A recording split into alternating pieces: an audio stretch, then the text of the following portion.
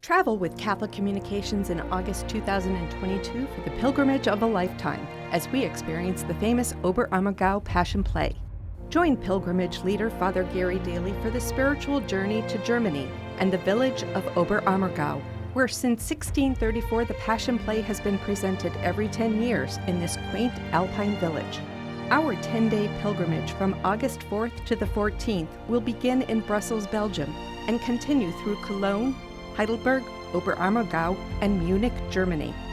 With breakfasts and dinners included, pilgrims will enjoy daily Mass in many of Germany's brilliant cathedrals and churches, a cruise on the Rhine River, a visit to the Schönstatt Pilgrimage Shrine, dedicated to the Blessed Virgin, and to Munich's famous Glockenspiel. Book this incredible pilgrimage now for $5,439. For more information, go to iobserve.org. Coming up on this edition of Reel to Reel. I'm Steve Kiltonic in Holyoke, where I'll have the story of Catholic Charities' mission to resettle Afghan evacuees.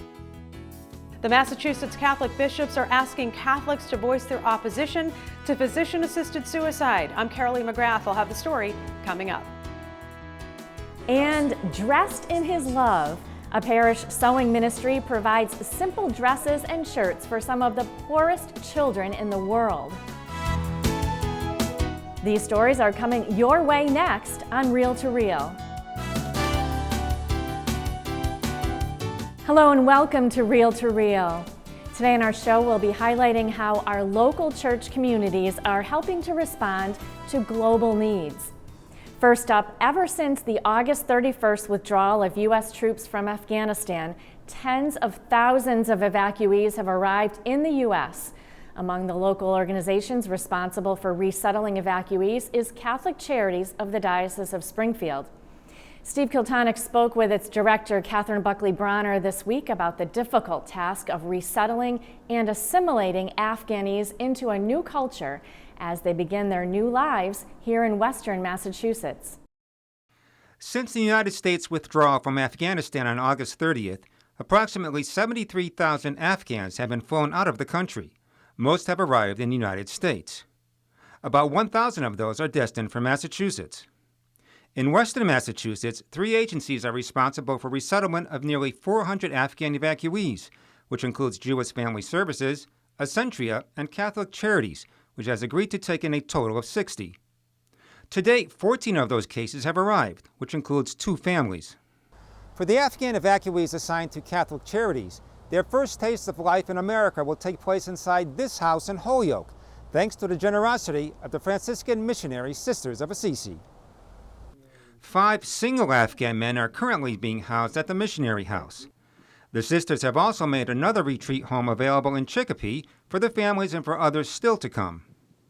The evacuees spent a month being processed at one of 8 military bases in the U.S., where they were medically screened, tested for COVID-19, and applied for immigration status. We're following up on things like their Social Security cards and their employment authorization documents, making sure that they're vaccinated, all of these other things. We are trying to find housing as well as get them employed as quickly as possible so that they have the means by which they can actually go from this temporary housing position into something more permanent. As evacuees are humanitarian parolees, they are qualified to apply for asylum, not as refugees. The federal government provides funds for each evacuee, but with a 3-month window. Buckley-Bronner said it could take anywhere from 3 to 6 months to resettle each evacuee and find permanent housing. Government red tape slows down the process even further as they lack legal residency status. It is a monumental process, partly because the employment authorization document and their Social Security numbers are paramount in helping people find employment. And those documents are taking far longer to get to us than would be normal. We all watched the chaotic scenes at the Kabul airport as thousands of Afghans tried to get out of the country at the same time before the U.S. military left. Many were crushed to death during the evacuation. Shirzad, 28, is from Kabul, where he lived with his parents, brother, and 2 sisters. He worked as director of security for a company in Kabul. Shirzad and his family spent 5 days outside the airport trying to get through the gates. How did you get through when your other family didn't? there was rush. There was بیروبار زیاد بود ما داخل شده تونستم ما نتونستم. There was a lot of crowd of people.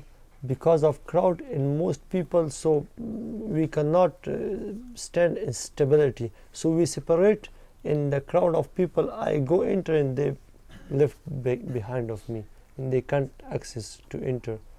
Shahzad remains in contact with his family, but he's worried about the Taliban and their safety. He spoke about his dream in America. First of all, if it's possible, I want to study. If not, I'm ready to take certain jobs. And what would you like to study? Anything in particular? I studied in Afghanistan BBA. I'm Bachelor Business Administration. Shaheen, 26, is from the Panjshir province north of Kabul. He worked as a supply specialist for the Ministry of Defense, who contracted out for the Americans. Shaheen tried 3 times to leave Afghanistan, but was forced back. For 3 days, Shaheen, his younger brother and uncle attempted to breach the main airport gate. Near the terminal, we are divided in 3 parts. Because it was too much rushes, the American soldiers called, come one by one.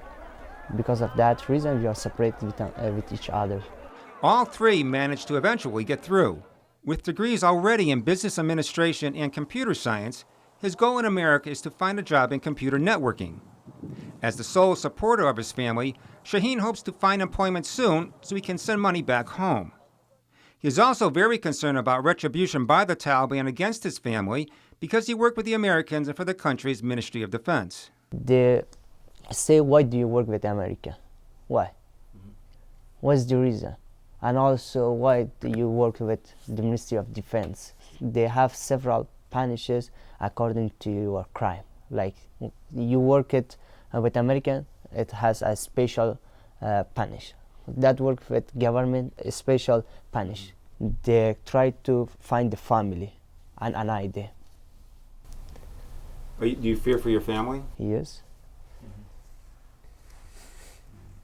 The families here did not want to be interviewed or photographed because of their expressed fear they or their children would be identified. The U.S. Conference of Catholic Bishops has identified the Afghan evacuees as a national priority through the Catholic Charity offices.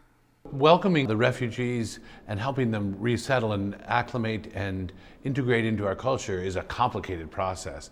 And it also requires generosity. We've developed many good friends and associates, so we've been using those networks to get the message out. And relying on the goodwill, basically, of many fine people out there, like the sisters here, who heard that there was a need. Buckley Brunner has reintroduced its Circle of Care volunteer groups created 40 years ago to help refugees. It's wonderful. It's a way for people to be involved beyond just the idea of donating. While the difficult journey toward making a new life in America has just begun for these Afghan evacuees, Buckley Brunner has high hopes. I find that there's tremendous heart and will to really make a success of themselves. For Real to Real, I'm Steve Kiltonic. And if you'd like to make a donation to the Afghan evacuee resettlement effort, go to diospringfield.org.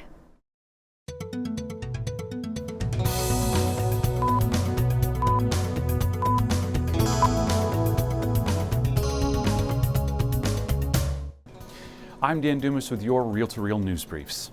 1 week after Pope Francis launched the 2-year Global Synod with a Mass at St. Peter's Basilica, dioceses around the world followed suit. Kathy Harrington reports on the opening Mass held here in the Diocese of Springfield last weekend.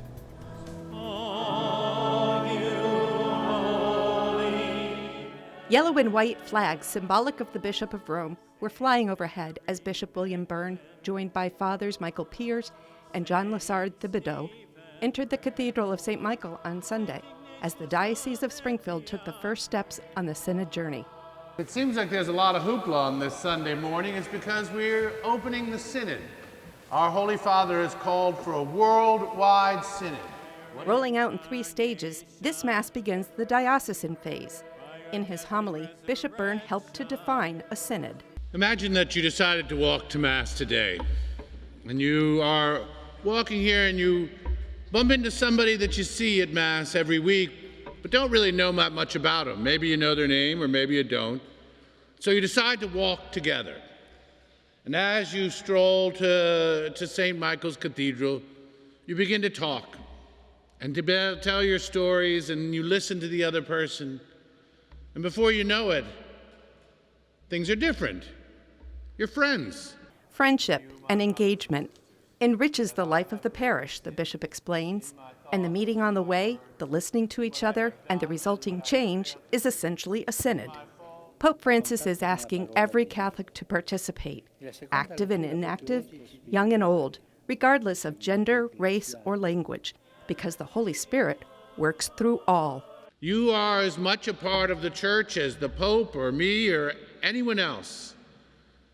And so by nature of our baptism, we are called fundamentally to be members of that body, to be actively engaged in the life of the church. Father Piers leads the team charged with devising a plan to reach out to Catholics here, then rolling it out just after Christmas. The Holy Father wants us to gather together in our parishes, in our prayer groups, together as a whole diocese, so that we can tell him how the Holy Spirit is speaking to us and where we believe the Lord is calling us to be a better church as we move forward. And as the Synod prayer says, let us find in you our unity. For Real to Real, I'm Kathy Harrington. St. Cecilia's Parish in Wilbraham, which will be marking 25 years in their new church this month, held a living rosary earlier this year. Carolee McGrath reports.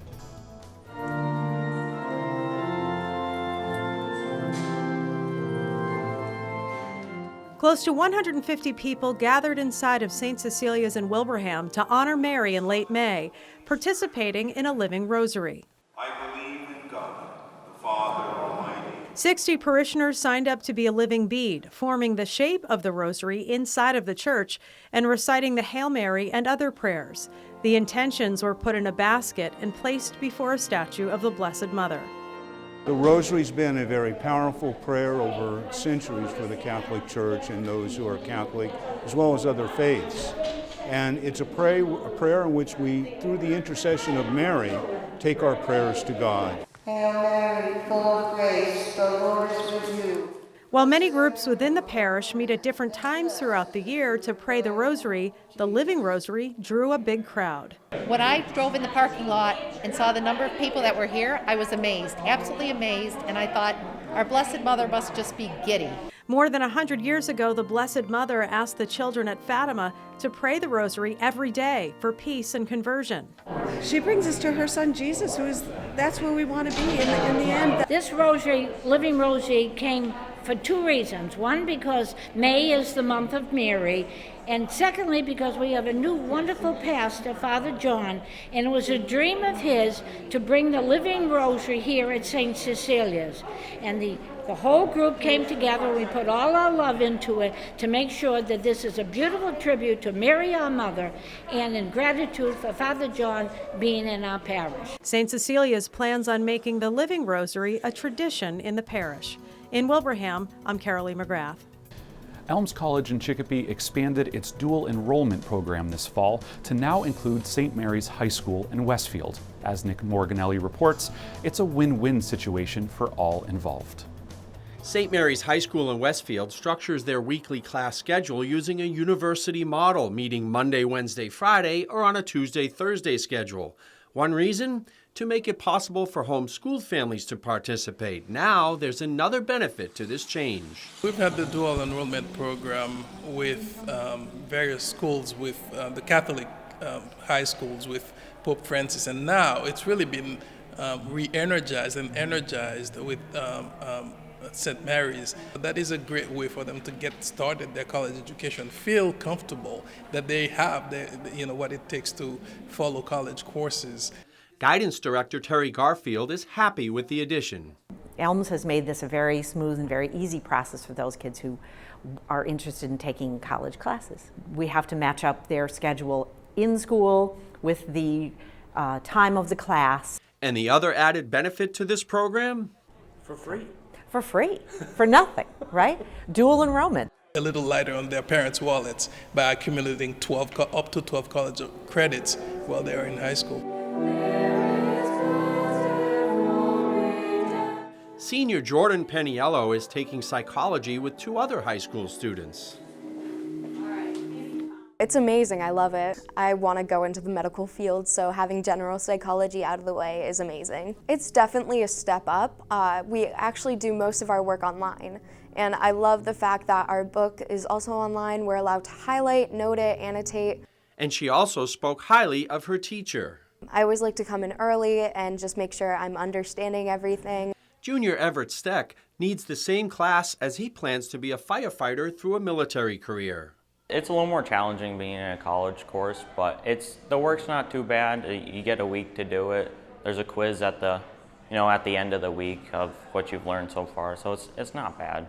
It's a little more difficult to juggle it with sports and schoolwork. Hoping that they will see the care and the way that the faculty and the staff support and surround them at Elms College. Finding excellence in education through partnership for Real to Real, I'm Nick Morganelli. Remember, you can always stay informed on all the latest news in the Catholic Church locally and beyond by logging on to iobserve.org. There you can read articles from our Catholic communication staff, as well as watch on-demand episodes of Real to Real. That's iobserve.org. I'm Dan Dumas, and those were your Real to Real news briefs. Thanks, Dan, and there's still much more ahead on Real to Real. The Catholic bishops in Massachusetts are asking parishioners to voice their opposition to proposed legislation supporting physician-assisted suicide. Carolee McGrath will have that story. And I'll introduce you to a Massachusetts parish that's providing clothing to children in the poorest countries of the world. These stories and more on Real to Real.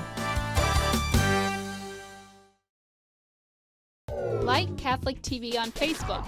Once you're there, you can join in on discussions, make friends with other Catholic TV fans, watch behind-the-scenes videos from the studio, just finished this today. And stay up to date with the Catholic world. All this at facebook.com/CatholicTV.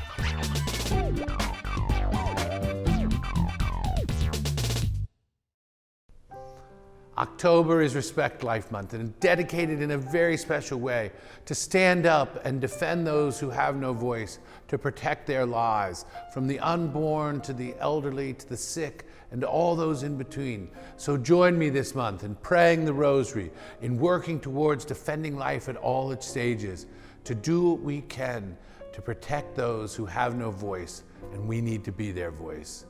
So God bless, and please work for life this month.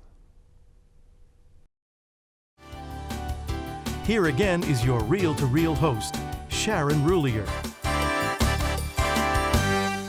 After voters rejected a ballot question a few years back, Massachusetts lawmakers are once again considering legislation that would legalize physician-assisted suicide. The Catholic bishops in the state are asking the faithful to call their representatives and again voice their opposition. Carolee McGrath has more. Holy Mary, Mother of God, pray for us sinners, now and at the hour of our death. Amen. People prayed before Jesus in the Blessed Sacrament at St. John the Evangelist Parish in Agawam this past week.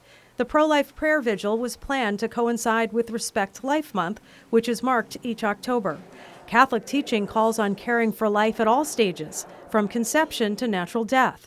Currently, lawmakers are considering a bill that would legalize physician-assisted suicide. The bills, House 2381 and Senate 1384, are called an act relative to end-of-life options.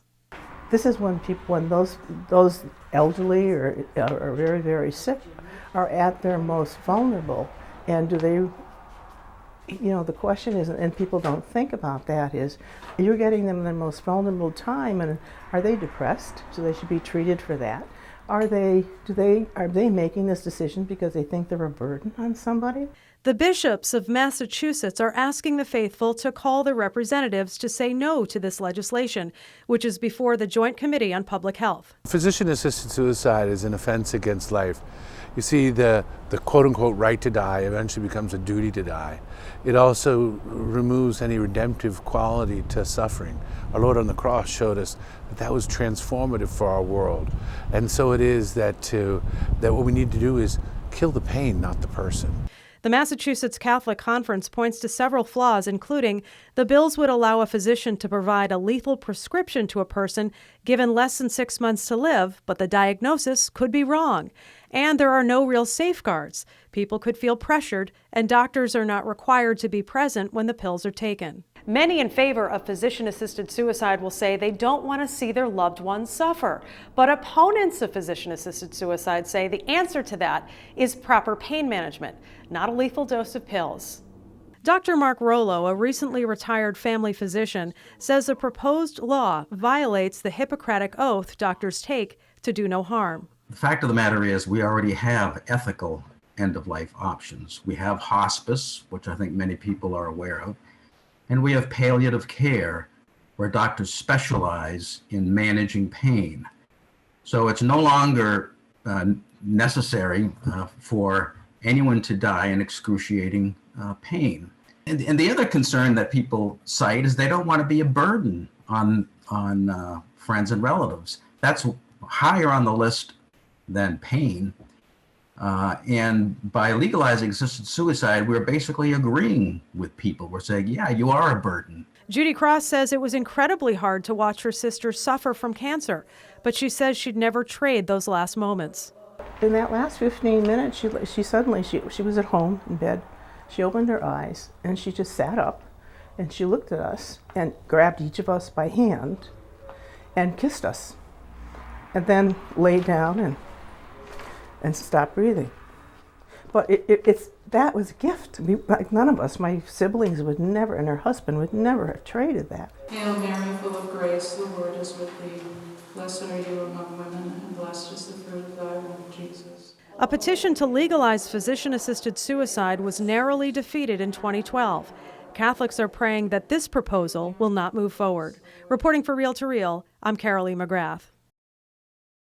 This weekend, the Catholic Church will mark World Mission Sunday, a time to prayerfully consider the important, and as we witnessed this past week in Haiti, the dangerous work of missionaries around the globe. But as we learn in the next story, you don't necessarily need to leave home to be a missionary's helper. Mercy Sews, a parish ministry based in the Archdiocese of Boston, has been answering Christ's call to be merciful by sewing simple dresses, shirts, and blankets for children in some of the poorest countries of the world. I visited St. Mary Parish in Hanover in late summer, where after a year of sewing, members of the ministry gathered for a special Mass and blessing of the dresses, celebrated by Bishop Dennis Kofu Ebenazi of the Central African Republic, as the group prepared to ship their articles to that nation. They've been cutting fabric, pinning, and sewing for months.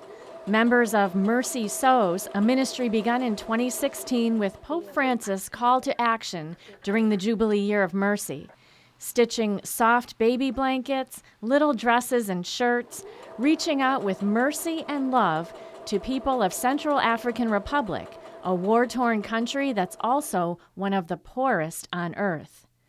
It all started because of a longtime friendship between Father Chris Hickey, pastor of St. Mary's, one of the churches in Holy Mother's Collaborative in Hanover, and Bishop Dennis Ebenazi, Bishop of Berberati in Central African Republic.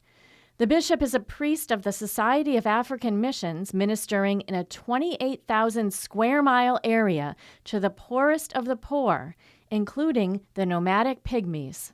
The missionary presence among them started about almost 50 years ago. That's how do we bring the gospel to them? And for our congregation, Society of African Mission Fathers, our motto is to reach out to the most abandoned. Reach out to the most abandoned, and the pygmy population has become our first primary evangelization in that area. During his yearly summer visits to Massachusetts, the bishop has opened parishioners' eyes and hearts to realizing just how they could connect with people 6,000 miles away, in effect, becoming missionaries themselves. To clothe the people with the warmth of Christ, love of Christ, a corporal work of mercy, as Pope Francis has told us during the year of mercy. We thought, well, let's try to use what we have, which is a simple talent, but we thought we would put it into sewing for the little children, specifically dresses for the little girls. Mercy Sews started with 26 members. Since then, it's grown to more than 160. Most people are from 24 towns in Massachusetts, but they also have members in California, New Jersey, Ohio, and Florida. They have sewn and shipped 5,000 dresses and sent 5,000 t-shirts, 2,000 blankets, 350 children's shorts, 200 hand-knit dolls, and tens of thousands of rosaries. We've added blankets because we heard that the babies had nothing, absolutely nothing to be wrapped in after they were born. The blankets are actually given by the bishop to encourage the women to come in to get prenatal care at the clinic. Parishioner Eileen Henberry says the ministry is all about putting her faith into action. I hear St. James saying, you know, if you just wish someone have a good day, but they're hungry, I have nothing to wear, that's not your faith. And the retired school teacher certainly has been practicing what she preaches. She personally has sewn 1,200 dresses, averaging about 500 each year. Henneberry says she takes particular pride in sewing a special pocket on each dress, even though the little one who wears it might not own anything to put in that pocket. It gives them hope that someday they'll have something to put in the pocket. That's how desperately poor they are. And that's why I like my pockets to be special. I want them to notice that it's not just camouflaged with the same fabric, it's different, it stands out. Members of Mercy Sews attending the special Mass received a blessing from Bishop Dennis as he told the group that their efforts help the poor to gain self-esteem and respect. And in turn, the ministry helps the sewers too. But we've also found that it increases our dignity to realize that no matter what age we are, whether we're retired or whatever condition we're in, whatever amount of time we have, that we can still do something wonderful in this world to make a difference. Bishop Dennis blessed the dresses, shirts, and blankets, and then all of this year's efforts were packed up in large blue drums and sent via cargo ship around Labor Day to make the long journey to Africa. It will take about 3 months to arrive at their destination. Bishop Dennis plans to hand out the dresses and shirts on the Feast of the Epiphany, which is also known as the Feast of the Missionary Children. On that day, hundreds of children will be dressed in his love. Love does not know distance. Love does not know any distance. This is such a worthwhile ministry and one that anyone who sews can do from home. If you would like to get involved with Mercy Sews, we have a link to their website at iobserve.org, and you will have almost a year to sew as they'll be collecting the next round of articles in mid-August of 2022. Also, don't forget to prayerfully consider a financial gift in parishes everywhere this weekend as we mark World Mission Sunday. And for this week, that's Real to Real. Thanks so much for watching.